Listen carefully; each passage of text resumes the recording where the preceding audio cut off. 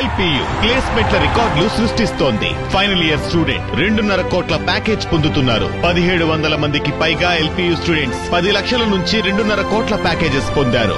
విద్యా విప్లవం ప్రారంభమైంది లవ్లీ ప్రొఫెషనల్ యూనివర్సిటీలో. తెలంగాణ బీజేపీలో చెలరేగిన మాటల మంటల కాక చల్లారిందా?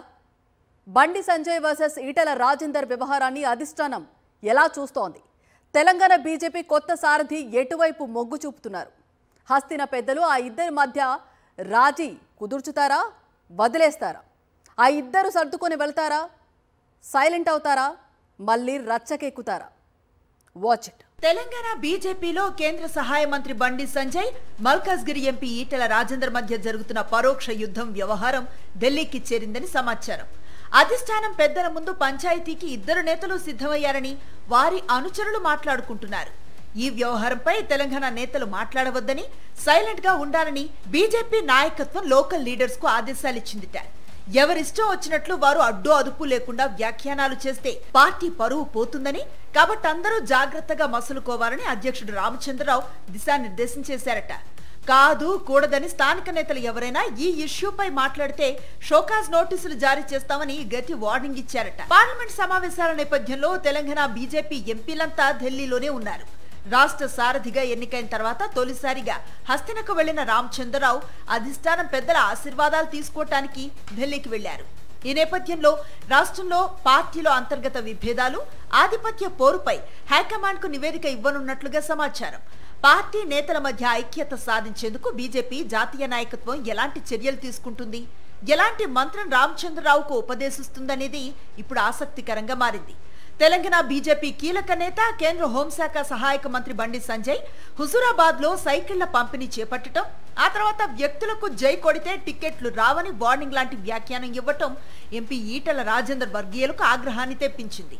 ఆ వెంటనే మల్కాజ్గిరి ఎంపీ, హుజూరాబాద్ మాజీ ఎమ్మెల్యే ఈటెల రాజేందర్ ను ఆయన అనుచరులు ఆయన నివాసంలో కలిశారు. నియోజకవర్గంలో తమకు ఎదురవుతున్న సమస్యలను ఈటెలకు వివరించారని సమాచారం. ఈ సందర్భంగా మాట్లాడిన ఈటెల హుజూరాబాద్ కార్యకర్తలకు అండగా ఉంటారని భరోసా ఇచ్చారు. వ్యక్తులు లేకుండా వ్యవస్థలు నిలబడలేవని, గతంలో ఎంతో మంది ముఖ్యమంత్రులతో కొట్లాడానని, బీ కేర్ఫుల్ బిడ్డా అంటూ ఆయన ఘాటుగా చేసిన వ్యాఖ్యలు తెలంగాణ రాజకీయాల్లో చర్చనీయాంశంగా మారాయి. అటు కేంద్ర మంత్రి బండి సంజయ్, ఇటు ఎంపీ ఈటెల రాజేందర్, ఈ ఇద్దరు నేతలు పరస్పరం పరోక్షంగా మాటల తూటాలు ఒకరిపై ఒకరు పేల్చుకున్నారనేది స్పష్టమైందని ఈ సందర్భంగా రాజకీయ విశ్లేషకులు అభిప్రాయపడుతున్నారు. ఈ నేపథ్యంలో ఈ ఇద్దరు నేతల మధ్య పంచాయతీ కాస్త ప్రస్తుతం ఢిల్లీ పెద్దల వరకు చేరిందని కాషాయ పార్టీ వర్గాల ద్వారా అందుతున్న సమాచారం. అధిష్టానం పెద్దలు ఇద్దరు నేతల్ని కూర్చోపెట్టి సర్ది చెప్తారా, సైలెంట్ గా ఉండమని వార్నింగ్ ఇచ్చి సరిపెడతారా అన్నది పార్టీలో చర్చనీయాంశంగా మారింది. ఓవైపు తెలంగాణ కాషాయ పార్టీలో పాత కొత్త నేతల మధ్య వివాదం ఇప్పటికే నివురుగప్పిన నిప్పులా ఉంది. ఎవరికి ఎంత ప్రాధాన్యత ఇవ్వాలనేది ఎవ్వరూ తేల్చుకోలేకపోతున్నారు. మరోవైపు ఈ ఇద్దరు నేతల పంచాయతీ ఇప్పుడు హాట్ టాపిక్ గా మారింది.